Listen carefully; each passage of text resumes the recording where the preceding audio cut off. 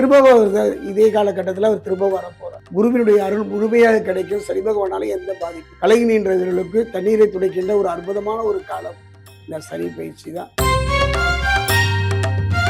அதாவது குடும்ப சம்பந்தமான பிரச்சனை பேசுவதோ, மிக மிக மிக நெருங்கி பழகுவதோ, அது ஆணாயினும் பெண்ணாயினும் பழகும்போது மிக கவனமா இருக்கும். அதனால பாதிப்புகள் வருவதற்கான சூழ்நிலையை ராகு உருவாக்கி இருப்பதனால கவனமா இருக்கு. எல்லாரும் குரு யாருன்னா பிரகஸ்பதி தான் சொல்லுவாங்க. என்னுடைய வாழ்க்கையில சனி பகவானும் ஒரு குரு தானே. அந்த வகையில பார்த்தீங்கன்னா அதிக அனுபவங்களை தரக்கூடியவன், அந்த அனுபவத்துக்குரிய பலனை தரக்கூடியவன் சனி. ஆக சனியும் குருவும் நல்ல மாற்றம். ஒரு முறை காஞ்சி வரதராஜ பெருமாள் ஆலயம் சென்று மனமுருக பிரார்த்தனை பண்ணும். எப்படி பிரார்த்தனை பண்ணும் முறை இருக்கு. தேங்காய் படம் உடைச்சு சூடெல்லாம் காட்டக்கூடாது. அந்த பெண்ணெல்லாம் தன்னுடைய முந்தியை எடுத்து காமிக்கணும். வரதராஜரிடம் வர வாங்கினாலே போதும், நல்ல ஒரு குழந்தை பாக்கியம் பெறுவதற்கான வாய்ப்பு. என்னுடைய அனுபவம். அந்த சொத்துக்களை பொறுத்த வரைக்கும் இதுவரை நீண்ட நாள் இழுத்தடித்த அந்த சொத்து சம்பந்தமான பிரச்சனைகள் படிப்படியாக மாறும்.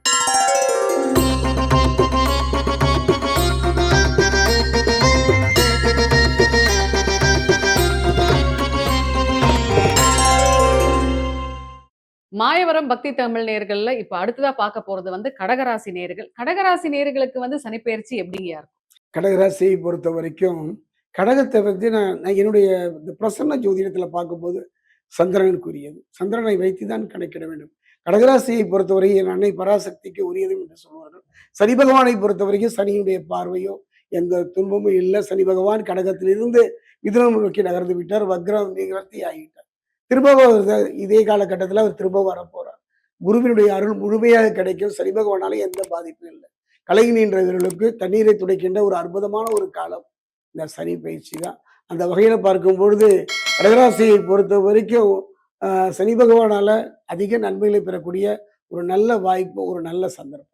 ஸோ இது நீங்க சொல்றது வந்து கண்டிப்பா அடுத்த கடகராசி நேயர்களுக்கு வந்து ஒரு மிகப்பெரிய ஒரு பொலிவை கொடுக்கும் அப்படின்னே சொல்லலாம். ஸோ அடுத்த முக்கியமான கட்டம் வந்து அவங்க எந்தெந்த விஷயத்துல வந்து ரொம்ப கவனமா இருக்கும். என்னை பொறுத்தவரை பழகுகின்ற விஷயம்தான். பழகுகின்ற விஷயம் அறிமுகம் இல்லாத மனிதர்களோடு அந்தரங்க விஷயங்களை பேசுவதோ, அதாவது குடும்ப சம்பந்தமான பிரச்சனை பேசுவதோ, மிக மிக மிக நெருங்கி பழகுவதோ, அது ஆணாயினும் பெண்ணாயினும் பழகும்போது மிக கவனமா இருக்கும். அதனால பாதிப்புகள் வருவதற்கான சூழ்நிலையை ராகு உருவாக்கி இருப்பதனால கவனமா இருக்கு. ஒரு முறைக்கு இருமுறை யோசித்து பேசுங்கள். திருமண வாழ்க்கையை தொடங்கும் பொழுது கூட நன்றாக யோசித்து செயல்படுவது சிறப்பு. அதே மாதிரி சொத்து சார்ந்த விஷயங்கள். சொத்து சார்ந்த விஷயம் என்பதை விட இந்த காலகட்டத்தில் இவர்கள் வாங்கிய கடனை அடைப்பதே பெரிய விஷயம். அதாவது ரணம் ருணம் என்று சொல்வார்கள். ரணம்னா நோய், ருணம்னா கடன். அந்த வகையை பார்க்கும்போது வாங்கிய கடனை அடைத்து நோய் இல்லாமல் நிம்மதியாக வாழ்கிற ஒரு அருமையான காலம் கடகராசிக்கு. நிலம் வாங்குவார்கள், ஆனால் அந்த நில சம்பந்தமான பிரச்சனைகள் வரும். ஆனால் அது படிப்படியாக மாறுகின்ற ஒரு நிலை ஏற்படும். அரசியல்ல, ஆன்மீகத்துல, பொது வாழ்க்கையில இதுவரை அவர்கள் மேலே இருந்த அந்த தவறான ஒரு எண்ணம் மாறுபடும். திருமணத்தை பொறுத்த வரைக்கும் என்னுடைய அனுபவத்துல திருமணமாகாதவர்கள் எல்லாம் திருமணம் ஆகின்ற ஒரு நல்ல சந்தர்ப்ப சூழ்நிலை அமையும். கல்வி மற்றும் குழந்தை கல்வியை பொறுத்த வரைக்கும் இந்த காலகட்டத்துல குரு அருமையான ஒரு காலகட்டம். இந்த குரு பகவானை பொறுத்த வரைக்கும் சனி என்னுடைய அனுபவத்துல அனுபவம் தாங்க குரு. எல்லாரும் குரு யாருன்னா பிரகஸ்பதி தான் சொல்லுவாங்க. என்னுடைய வாழ்க்கையில சனி பகவானும் ஒரு குரு தானே. அந்த வகையில பார்த்தீங்கன்னா அதிக அனுபவங்களை தரக்கூடியவன், அந்த அனுபவத்துக்குரிய பலனை தரக்கூடியவன் சனி. ஆக சனியும் குருவும் நல்ல மாற்றம். ஒரு நல்ல தொழில மட்டும் கிடையாது, ஒரு நிம்மதியான ஒரு காலகட்டம். நீண்ட நாள் இழுத்தடித்த வம்பு வழக்குகள் அதுல இருந்தெல்லாம் விடுதலை பெறக்கூடிய ஒரு நல்ல சந்தர்ப்ப சூழ்நிலை இந்த காலகட்டத்தில் அமையும். இந்த கடகராசி நேயர்களுக்கு வந்து பூர்வீக சொத்து சார்ந்த விஷயங்கள் எப்படி இருக்கு? பூர்வீக சொத்து சமயத்தை பொறுத்த வரைக்கும் ஏங்க பாதி பேருக்கு சொத்தே இல்லை. அப்படிப்பட்ட ஒரு சூழல். ஏதோ ஒரு சிலருக்கு தான் பூர்வீக சொத்து. அந்த சொத்துக்களை பொறுத்த வரைக்கும் இதுவரை நீண்ட நாள் இழுத்தடித்த அந்த சொத்து சம்பந்தமான பிரச்சனைகள் படிப்படியாக மாறும். இவங்க எந்த கோவிலுக்கு போனா சிறப்பு? கடகராசியை பொறுத்த வரைக்கும் அம்பாள். இவங்க வந்து பாத்தீங்கன்னா கும்பகோணம் பக்கத்துல திருத்தேவன்குடின்னு ஒரு ஊர். அதாவது நண்டு, அந்த நண்டு வந்து சிவனை வழிபட்ட ஒரு காலகட்டம். அது அப்படிப்பட்ட ஒரு அருமையான கூறு. இது யாரும் சொல்லியிருப்பாங்களான்னு தெரியல. கடகராசியை பொறுத்த வரைக்கும் இந்த சனி பயிற்சியில, அதுவும் இந்த வாக்கிய பிரகாரம் நடைபெற்ற இதுல திருத்தேவன்குடி, இன்னைக்கு வந்து நண்டாங்கோயில்னு சொல்லுவாங்க. அங்கு சென்று அவரை வழிபடுவது அற்புதமான ஒரு பலனை தரும். சனி பகவானுடைய முழுமையான நற்பலனை பெறுவதற்கு ஒரு அருமையான சந்தர்ப்பத்தை அமைத்து தரும். இப்போ நம்ம சென்னையில இருக்கவங்க பக்கத்துல போற மாதிரி அப்படி இல்லைன்னா அருகில் உள்ள எந்த சிவன் ஆலயத்துக்கு சென்றாலுமே சனி பகவானுடைய முழுமையான அருளை பெறலாம். மிக சிறப்பு. அதுவும் குறிப்பா சொல்ல போனா காஞ்சிபுரம் வரதராஜ பெருமாள் கோயில் சென்று வழிபடுவது இன்னும் கடகராசிக்கு சிறப்பு. ஏன் சொல்றேன் அப்படின்னா, சனி பகவான் இந்த கடுமையான ஒரு பாதிப்பான காலகட்டத்துல பார்த்தீங்கன்னா, திருக்கச்சி நம்பிகள்னு ஒரு மகன். சிவனுக்கு இதாவது நாராயணனுக்கு சேவை செய்வதே வாழ்க்கை. அதாவது ஒரு விசிறிய வச்சு விசிறிக்கிட்டே இருப்பார். எவ்வளவு ஒரு பக்தியின் உச்சம். அப்படிப்பட்டவருக்கு சனி நெருங்கிய பொழுது, அதுக்காக பெருமாளே சென்று முறையிட்டு, சனி பகவானுடைய பாதிப்பிலிருந்து குறைத்து நன்மையை வாங்கி தந்தார். அப்படிப்பட்டவரோட முடிஞ்சா இந்த காலகட்டத்தில திருக்கச்சி சுவாமிகளோட ஆலயம் பூந்தமல்லியில இருக்கு. சென்று வழிபாடு செய்யலாம்.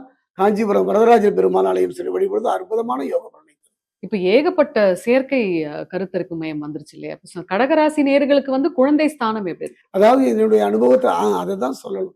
2026ல அந்த ஒரு நிலை எங்கே வெளிதான் சொல்லிட்டீங்க. கருத்தரிப்பு சாதனங்கள் வந்து விட்டது. அந்த வசதி வாய்ப்பு, விஞ்ஞான வளர்ச்சி எல்லாம் நெருங்கி பாருங்கள். கண்களில் கண்ணீர் வந்துவிடும். கண்ணீர் வர ரத்த கண்ணீர் வரும். எவ்வளவு பணம், எவ்வளவு காசு. முதல்ல மன நிம்மதி கிடைக்குமா? என்னுடைய அனுபவத்துல ஒரு பெண்ணுக்கும் சரி, ஒரு கணவன் மனைவி உறவுக்கு ஒரு இணைப்பே அந்த குழந்தை தான். எ அதாவது எத்தனையோ கதவ தட்டிட்டோம். எத்தனையோ நதிகள்ல நீராடிட்டோம். ஒரு முறை காஞ்சி வரதராஜ பெருமாள் ஆலயம் சென்று மனமுருக பிரார்த்தனை பண்ணும். எப்படி பிரார்த்தனை பண்ணும் முறை இருக்கு.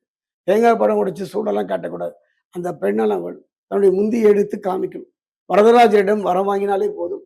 நல்ல ஒரு குழந்தை பாக்கியம் பெறுவதற்கான வாய்ப்பு. என்னுடைய அனுபவம். ரொம்ப அழகா சொன்னீங்க. இப்ப அடுத்ததா பார்த்தீங்கன்னா, நீங்க பேசுறப்போ இந்த கடன் அப்படின்னு ஒரு விஷயத்த சொல்லியிருந்தீங்க ம். இல்லையா? எல்லாருக்குமே அந்த கடன் பிரச்சனை இருந்துகிட்டு தான் இருக்கு. சோ இந்த கடகராசி நேயர்களுக்கு இந்த சனி பெயர்ச்சியில இந்த கடன் சார்ந்த விஷயம் கடன் என்று சொல்ற ஒரு காலத்துல மனிதனுடைய வாழ்க்கையில ரணம், ருணம். ரணம்னா நோய். ருணம்னா கடன் சொல்லுவாங்க. கடன் பட்டான் நெஞ்சம் போல் கலங்கினான் இலங்கையை வேந்தன் என்று சொல்வதைப் போல இந்த கடன் ஒரு மனிதன் ஒரு எது வேணாலும் இருக்கலாங்க. இந்த கடன் அந்த கடனுக்கு இன்னொரு பேர் இப்போ நவீன காலத்துல இஎம்ஐன்னு பேரு. அந்த இஎம்ஐ எப்படிதான் வச்சாங்களோ அந்த பேரை, அதாவது இம்மையில நம்மை வாட்டி வதைக்கின்ற ஒரு செயல் தான் சொல்லுவேன். இந்த கடனை தீர்வதற்கெல்லாம் யாருமே வாங்கிய கடனை விடுவதாக இல்லை. எங்கு சென்றாலும் இந்த காலகட்டத்துல தப்பித்து ஓடவே முடியாது. எங்கு ஓடினாலும் அங்கு கடன்காரன் வருவான். அப்படிப்பட்ட ஒரு சூழ்நிலை. அதனால அனுபவத்துல கடன் அதாவது அந்த ஆசைகளை கொஞ்சம் கொஞ்சமாக குறைப்போம். சூழ்நிலையின் காரணமாக கடன் வாங்கிவிட்டால் அந்த கடனை அடைப்பதற்கு மந்திரத்தால் முடியுமா? அப்படின்னா மந்திரத்தால் மாங்காய் காய்க்கும்னு என்னுடைய அனுபவத்துல நடந்திருக்கு. ஆனா அதுல அசைக்க முடியாத நம்பிக்கை இருக்கு. நரசிம்மருடைய ருண விமோசன மந்திரம். அத சொல்லலாம். நரசிம்மருடைய ருண விமோசன மந்திரம். நரசிம்மருக்கு மட்டுமல்ல, கும்பகோணம் பக்கத்துல திருச்சேரைன்னு ஒரு ஊர் இருக்குங்க. அங்க ருண விமோசன சிவனுடைய ஆலயம் இருக்கு. சென்று வழிபாடு பண்ணலாம். எதுவுமே முடியலையா? நான் சொல்றத சொல்லுங்க. கை, கால், முகம் கழுவிட்டு வீட்ல உட்காருங்க. அதான் விஷ்ணு மாயா. இந்த மந்திரம் விஷ்ணு மாயா அப்படிங்கிற ஒரு பேரை மட்டும் சொன்னா போதும். எத்தனை இவருடைய வாழ்வுக்கு இந்த வழிவகுத்த இந்த மந்திரம். ஒரே ஒரு நாமம். ஒரே ஒரு நாமம். விஷ்ணு மாயா, விஷ்ணு மாயா, விஷ்ணு மாயா என்று சொல்லித்தான் பாருங்களேன். அதுக்குன்னு ருண விமோசன மந்திரம் பண்ணலாம் டிஸ்கிரிப்ஷன்ல போடுங்கம்பாங்க. இல்ல அதை எழுத்து வடிவில் மந்திரங்களை எப்பொழுதுமே ஒரு குரு மூலியமா தான் வாங்கணும். அந்த வகையில பார்க்கும்போது விஷ்ணுமாயாவுக்கு ஒருபாடு மந்திரங்கள் உண்டு. விஷ்ணுமாயே தெய்வம் சர்வ காருண்ய மூர்த்தியே நமாமி சிரசா நித்தியம் சர்வருண பாவ விமோசனம். கேட்கறது நல்லா தான் இருக்கு. எத்தனை பேரால் சொல்ல முடியும்? அதனால எளிமையான ஒரு வரி மந்திரம் விஷ்ணுமாயா சொல்லி பாருங்க. சோ கடகராசி நேயர்களுக்கு சனி பெயர்ச்சி பார்த்து அந்த அளவுக்கு பயப்பட வேணாம். நிதானமாக இருந்தால் போதும்னு ரொம்ப அழகா சொன்னீங்க.